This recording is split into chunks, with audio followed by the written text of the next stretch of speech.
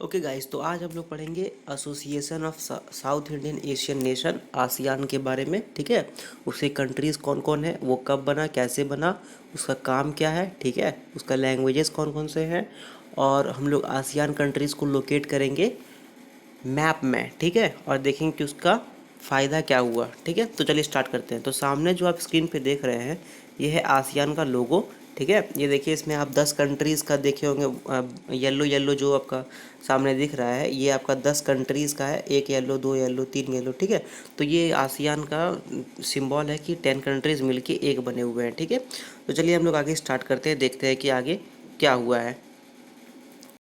अगर हम लोग आसियान का बात करें तो आसियान एक रीजनल ग्रुप है, मतलब कि क्षेत्रीय ग्रुप है, जिसमें इकोनॉमिक, पॉलिटिकल और सिक्योरिटी कोऑपरेशन को बढ़ावा देने का बात करता है। आसियान के जो मेंबर्स हैं उसके बीच में कहा जाता है कि इकोनॉमिक रूप में, पैसे वाला रूप में, ठीक है, पॉलिटिकल रूप में और सिक्योरिटी के रूप में कोऑपरेशन किया जाएगा, साथ में मिलकर के काम किया जाएगा उसके जो आसियान के जो मेंबर्स हैं उनके बीच में। ठीक है, जो आसियान का जो ग्रुप है वो एशियन इकोनॉमी, मतलब जो एशिया का जो इकोनॉमी है उसमें काफ़ी महत्वपूर्ण रोल प्ले किया है। ठीक है, जिसमें से 6 फ्री ट्रेड एग्रीमेंट्स हैं। फ्री ट्रेड एग्रीमेंट क्या होता है कि एक स्टेट, मतलब एक राज्य दूसरे राज्य के बीच में, यहाँ पर एक कंट्री दूसरे कंट्री के साथ बिना बैरियर का, बिना किसी रोक टोक का ट्रेड कर सकता है। इससे ट्रेड क्या होती है, बढ़ती है। ठीक है, और इससे दोनों देश को फ़ायदा मिलता है। ठीक है, अब अगर हम लोग कुछ इसका फैक्ट के बारे में देखें तो आसियान का जो पॉपुलेशन है वो पॉपुलेशन है आपका 650 मिलियन पीपल,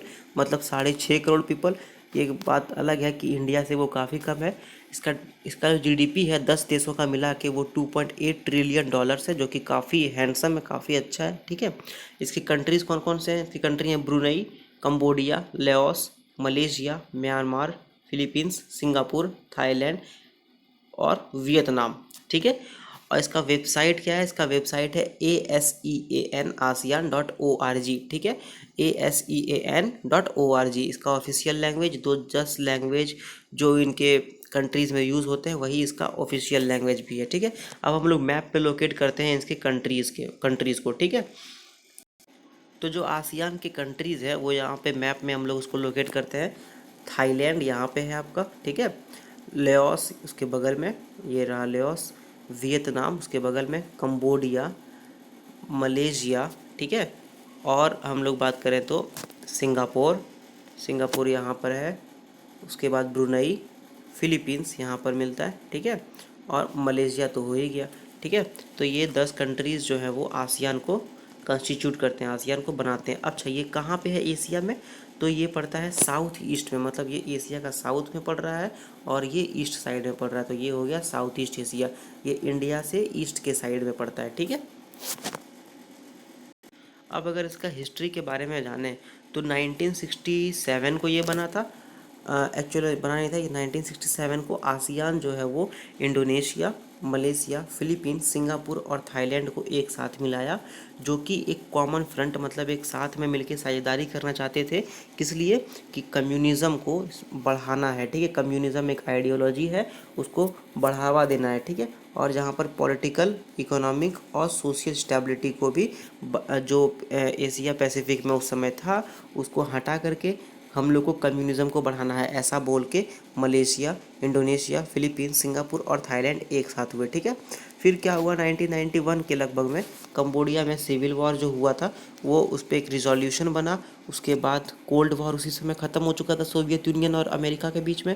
ठीक है, और जिससे क्या हो गया, और उस समय यूएस और जो कम्युनिस्ट वियतनाम था उसके बीच में टेंशन जो है वो ख़त्म हो गया और रिलेशनशिप दोनों में बन गया, जिससे कि वहाँ पर जो एशिया पैसिफिक है उस जगह पर आपका पीस आ गया, मतलब शांति आ गई, कोई लड़ाई झगड़ा नहीं था। ठीक है, इससे क्या हुआ, जो कुछ और देश थे वो आसियान में जुड़ गए और इसका नाम दिया गया ASEAN आसियान। ठीक है, तो वो कौन कौन से देश थे, तो वो थे ब्रुनई, वियतनाम, लाओस, म्यांमार और कंबोडिया। ठीक है, तो ये सब मिल करके आसियान को बना दिया गया। ठीक है, अब आसियान काम कैसे करता है, तो आसियान जो है वो उसका प्रेसिडेंसी जो है, मतलब उसका जो प्रेसिडेंट जो होता है, उसका जो प्रेसिडेंट का जो सीट होता है वो हर बार रोटेट होता है। ठीक है, और हर बार हर व्यक्ति, हर जो ग्रुप का, हर कंट्रीज़ है उसको चांस मिलता है बैठने का, उस पे काम करने का, ठीक है। इसका सेक्रेटरीट कहाँ पे है, इसका जो मेन हेड ऑफिस है वो कहाँ पर है, तो उसका हेड ऑफिस है जकार्ता में, ठीक है। और इसका इम्पॉर्टेंट जो डिसीजंस लिया जाता है वो नॉर्मली ये लोग में आराम से बैठ के बातचीत किया जाता है, ठीक है, और कंसल्टेशन किया जाता है, फिर एक कंसेंसस बनता है, मतलब एक राय पर सब कोई मुहर लगाता है कि ठीक है ये राय आपका सही है, तो उस पर फिर बैठ करके आराम से ये लोग डिसीजन लेता है, ठीक है। जिससे कि एक इस ये लोग का प्रिंसिपल, एक सिद्धांत है कि दूसरे का, मतलब एक दूसरे कंट्रीज़ के बीच का ही इंटरनल अफेयर में घुसना नहीं है, ठीक है, मतलब झूठ मूठ का उंगली किसी में नहीं करना है हम लोग को, ठीक है। और जो भी कॉन्फ्लिक्ट होगा, जो भी किसी में झगड़ा झुगड़ी होगा, तो उसको हम लोग शांतिपूर्ण रूप से ख़त्म करेंगे, ठीक है।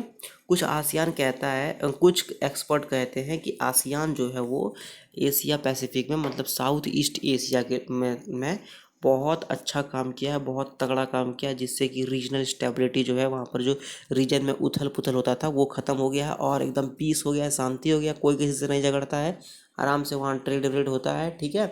और न्यूट्रल इन्वायरमेंट बन गया है, कोई भी एक चैलेंज आता है, कोई भी बड़ा ऐसा चैलेंज आता है तो सब कोई मिल करके काम करता है, ठीक है।